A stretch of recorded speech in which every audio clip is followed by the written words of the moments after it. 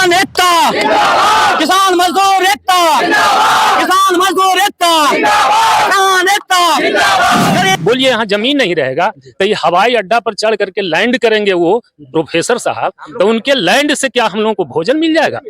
सरपंच जी आते नहीं है, कौशलेंद्र जी आते नहीं है, लेकिन पूरे म्यार में हम लोग वोट उन्हीं को देते हैं। हम लोग के हवाई अड्डा का जरूरत नहीं है, नहीं, हम लोग जान दे देंगे मगर हम लोग जमीन हवाई अड्डा के लिए नहीं देंगे।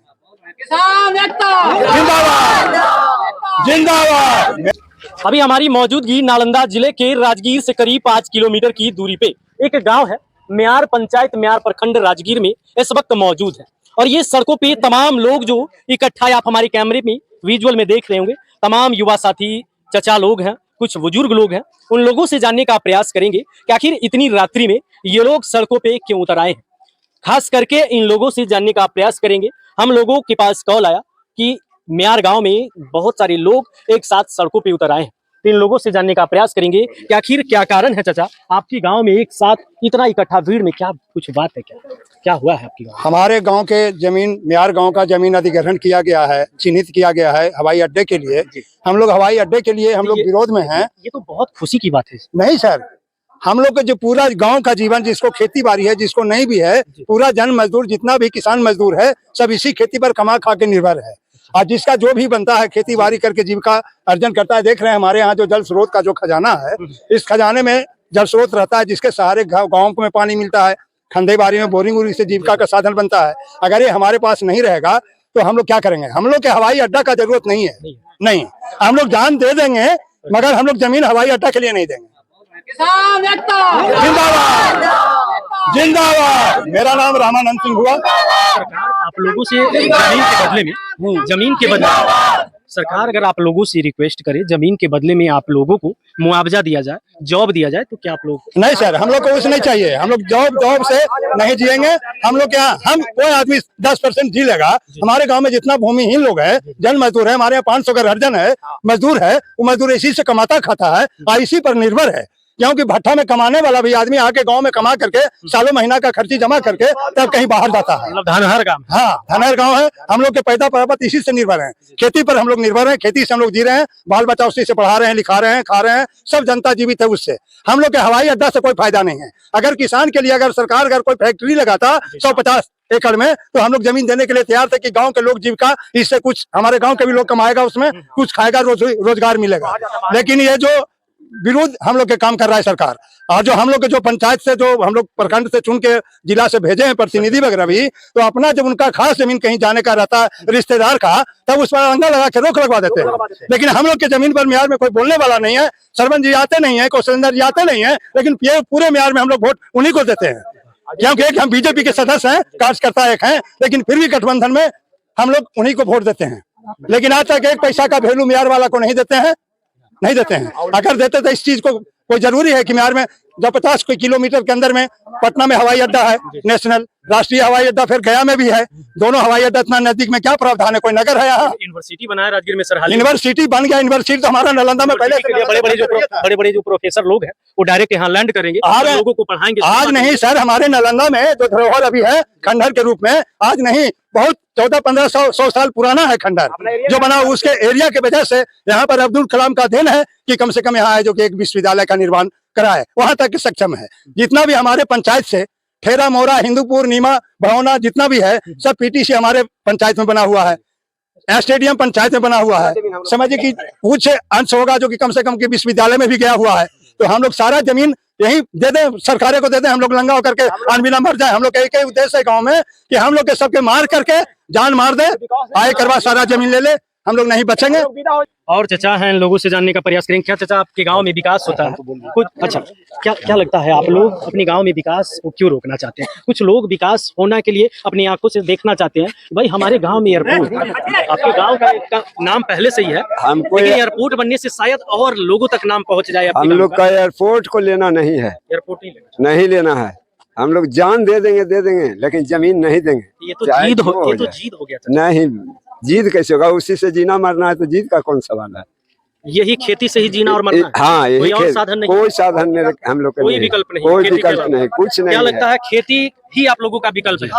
हम लोगों का खेती ही विकल्प है। मेरा नाम अशोक कुमार प्रभाकर हुआ और हम लोग बहुत तहे दिल से विधायक जी को भी और बिहार सरकार को भी जिताए, लेकिन हम लोगों का कोई बात नहीं सुन सके।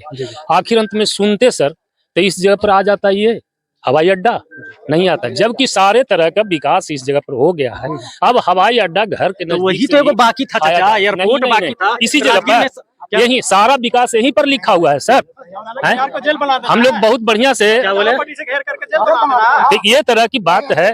दूसरी बात है कि यहाँ निम्न तबके के लोग हैं, हम लोग गरीब आदमी हैं, कुछ मजदूरी कर करके भी खाते हैं, कुछ किसानी कर करके भी खाते हैं। बोलिए यहाँ जमीन नहीं रहेगा तो ये हवाई अड्डा पर चढ़ करके लैंड करेंगे वो प्रोफेसर साहब, तो उनके लैंड से क्या हम लोगों को भोजन मिल जाएगा? आपकी नजर से विकास क्या होना चाहिए आपके गांवों में? हमारे गांव में ये विकास की आवश्यकता नहीं है। एयरपोर्ट की हम लोग आवश्यकता है? एक चीज सुन लीजिए सर, ये पूरे मेयार का फैसला है। हम लोग जान दे देंगे लेकिन जमीन नहीं देंगे। क्लियर कट बात।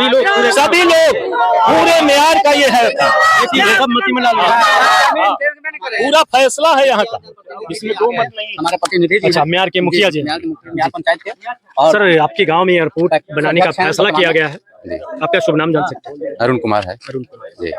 क्या कहेंगे इस फैसले पे आप? ये बिल्कुल जो है ना बिना सोचे समझे जबरदस्त म्यार गांव का समझिए कि या बढ़ौना का देखिए दक्षिण साइड लिया गया, पूरब साइड लिया गया, पश्चिम साइड लिया गया, मैंने तीनों को ना लिया। उधर तो कुछ बचता नहीं है, बहुत कम जमीन है, मामूली 10-20 बीघा होगा म्यार का। बताइए टोटल के टोटल जमीन को ये किसी गांव का ये 4000-5000 की आबादी वाला गांव है, इसको टोटल के टोटल 99% जमीन को ले लिया जाता है। बताइए क्या होगा?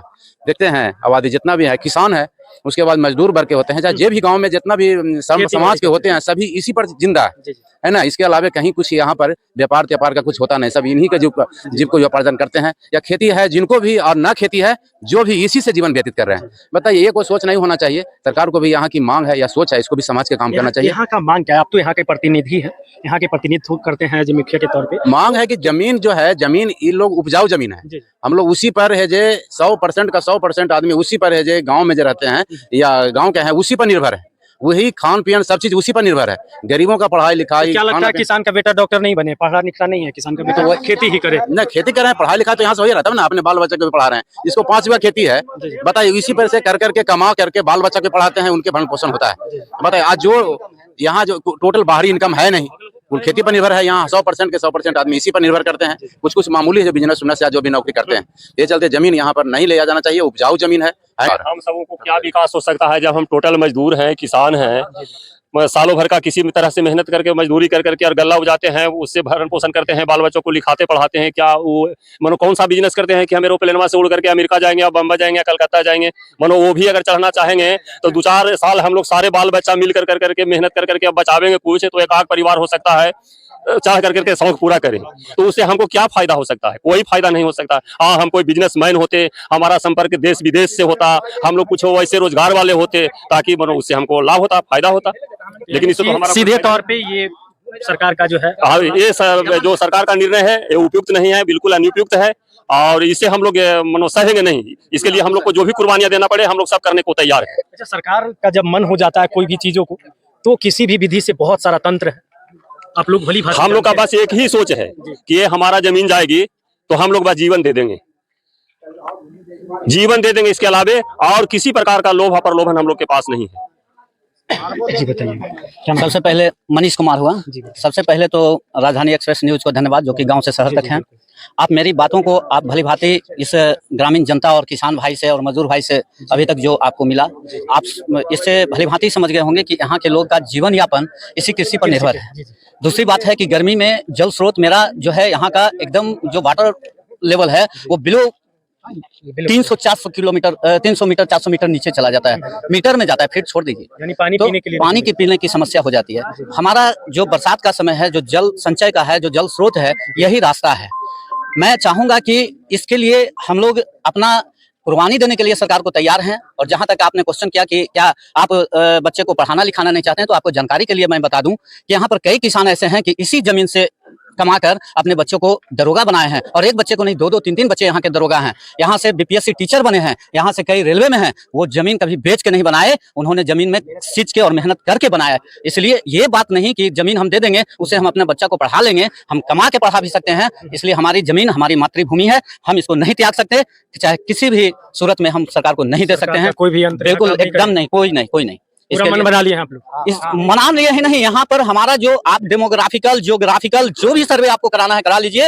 हमारी टोटल यहाँ पर जो जनता है 5,000 की आबादी है, यहाँ पर 50 और जो है 50% पर है। 50% किसान है तो 50% मजदूर हैं, जो कि किसानों की खेती में काम करके वो अपना जीवन यापन, दवा दारू, सामाजिक कार्यक्रम का निर्वहन करते हैं। इसलिए ये तो क्वेश्चन ही नहीं उठता है कि हम ये जमीन उस एयरपोर्ट के लिए दे दें। ये संभवतः नाइंसाफी है सरकार की, हम लोग को भुखमरी के कगार पर लाने की बात है। हमने माननीय ग्रामीण विकास मंत्री श्रवण कुमार जी को वोट किया है, मैंने कौशलेंद्र जो अभी माननीय सांसद हैं उनको वोट किया है, और सब नीतीश कुमार जी के चेहरा पर हम लोग वोट करते हैं, एनडीए के सरकार के लिए वोट करते हैं। इसलिए हम चाहेंगे कि वो मेरी बात को सुने।